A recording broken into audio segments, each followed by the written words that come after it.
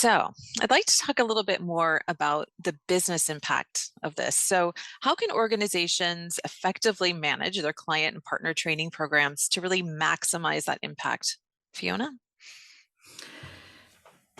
Business impact. This is a topic. It's one of the favourite topics for analysts over recent years, both for internal and for the external side of things. It is so important to be able to measure the impact of the learning.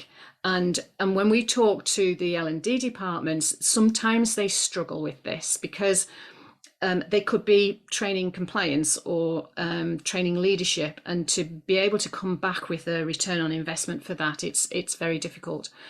But I think, and I think Stefan will kind of talk about really the kind of the efficiencies of doing things, which is so important, and making sure that particularly as you've got enough people in a room to make it profitable. But I think there are beyond that, there are other things that we can be measuring, and particularly with the extended enterprise, because you're at the business end, then you should have access to the data. And so it's all about where is the data and what data is it that you're wanting to measure, and measure it now, even before you've got a system or you've got things in place. Measure it now so that you can show what's changed, what's different, what's improved because of the learning that you've been delivering.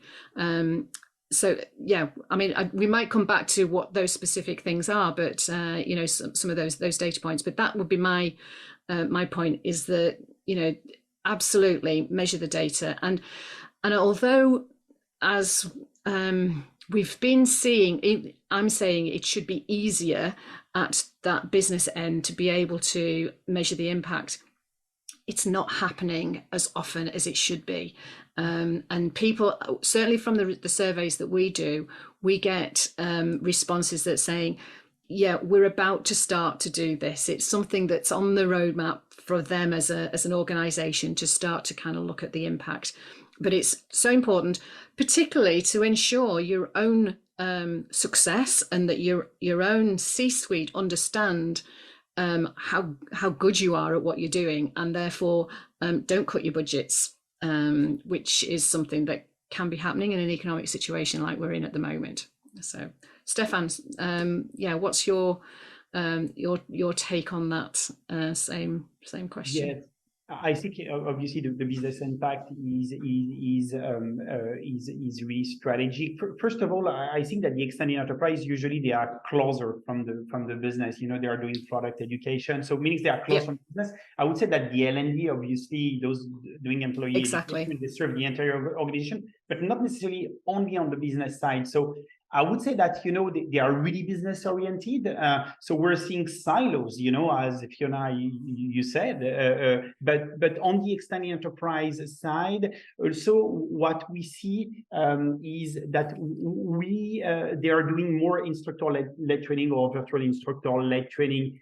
Of course, it's a very effective way to train. It's more expensive, and it's very effective.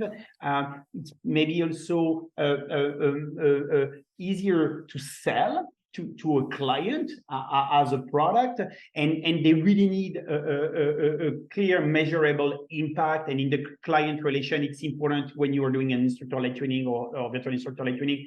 Client can ask question, you better interact. So it has probably to be with. It would be difficult for me to explain why, and what are all the reasons. But we see more instructor-led training and virtual instructor-led training in the extended enterprise than in the L&D. Second, to impact the business, choosing the best instructor makes a big difference, obviously, and also being able to measure how profitable is each scheduled event or each scheduled session. If you have a for-profit business model, is also very important, as well as having a detailed pricing strategy. That is very important. So one thing that we see that is extremely popular in Europe even if invented in the US, because G. Crotonville has invented the concept of academy or university. So invented in the US, but extremely popular in Europe, more than in North America. We're seeing those academies in Europe serving not only external audience, but also internal employees, and charging back even the internal employees. What is good is that they could mix the population in one session. So it's not creating silos. So because sometimes, skilled people are skilled people wherever they come from.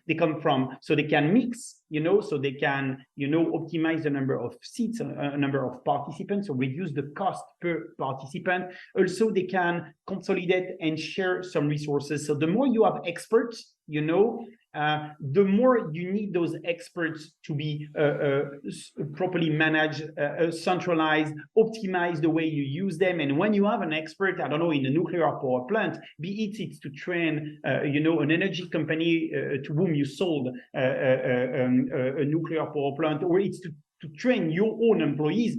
It's all about the same subject. It's all about our security. It's all about managing properly such an installation. Also, you see that you have a lot of duplication, of the catalog, where the content are nearly the same, but you will have two courses, while the goal is exactly the same. So making the most also of your resources, reducing the cost, better using your resources is something that has been very popular for those who have mixed extended enterprise, so academy, university, where they serve both internal employees and external audience. I think from my perspective, just picking up on a couple of things that you've mentioned, you're talking about, the trainers need to be, real experts, and I think what we've seen is that where organizations have had to move from in-person training to online training, then there has needed to be that extra training for the trainers, for the facilitators. So because it's a different skill set, and I think as long as they've got the right equipment and the training to be those online facilitators, then they can be really successful in that. But I think the other thing that you've been talking about as well is the fact that there is such the training. I think the face-to-face training with the trainers, when it's a really complex product, if you like. I mean, it could be a medical product, or as you say, on a car, or an aeroplane, or whatever. It can be, and it's good to have those trainers kind of involved, and so that the experts can question things and whatever.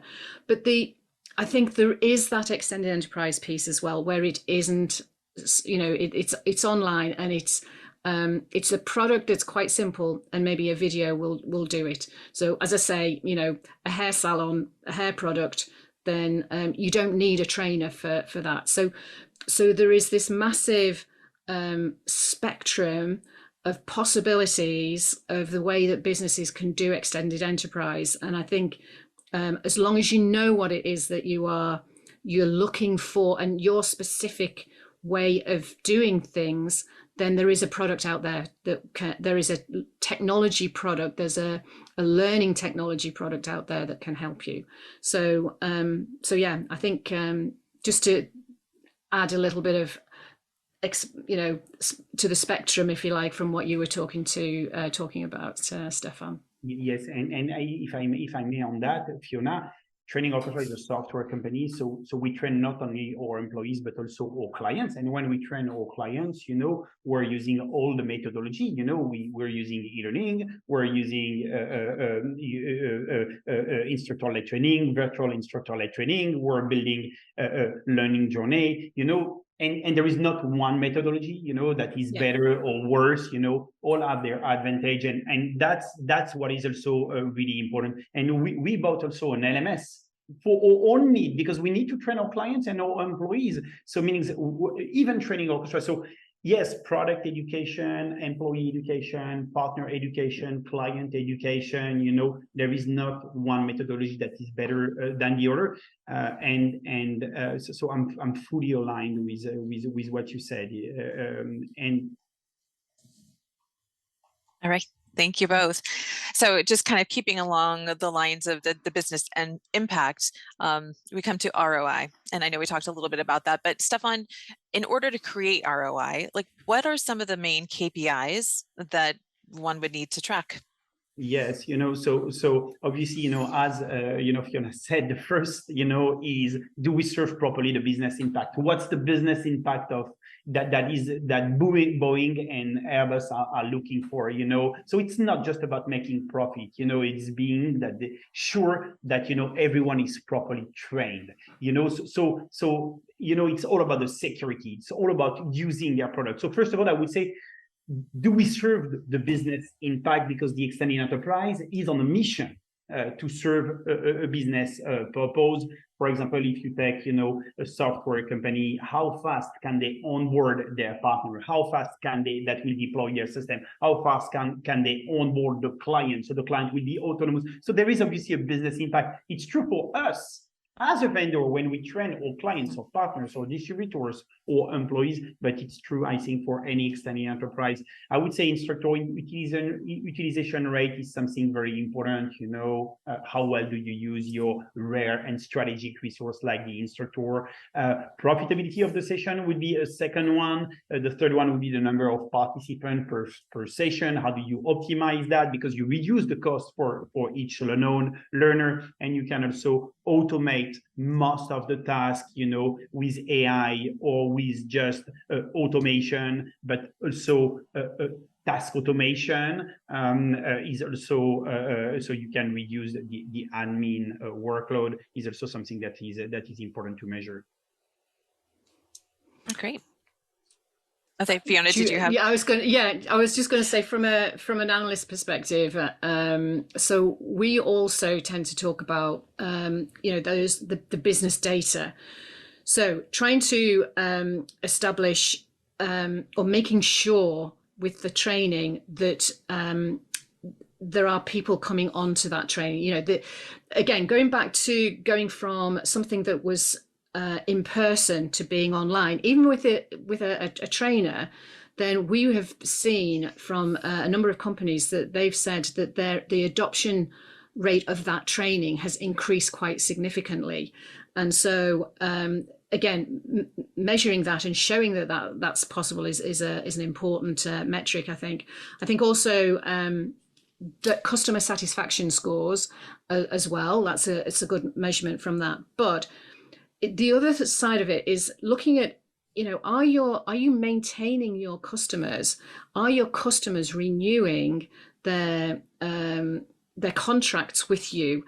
That's, because if you're keeping them happy, if they are adopting the product itself and using it and are happy using it, then again, that's a good metric to be measuring and to be monitoring as well, to make sure that that's always on the up rather than on the perhaps declining at any point. And also it could be that you could be measuring support calls. So if you're getting that training right and you're doing well at the front end, you should have fewer support calls, and that could be coming into your own IT department or into your customer's IT department. So yeah, there are a number of things there that I think are important to measure as well, and it's showing business impact and showing the efficiencies. But those aren't necessarily that easy to do, and again, it's something that not everybody is actually doing at the moment. They've got a thought about doing it, and sometimes it's a matter of bringing two sets of data together, which can be difficult because they could be owned by two separate departments. And so bringing those things together aren't always that easy. Very easy for us as analysts saying, you should be doing this. Yeah, but it's not quite that simple when you're on the ground in the organization. But yeah, it's a good aspiration to have and a good way, to be working towards that anyway.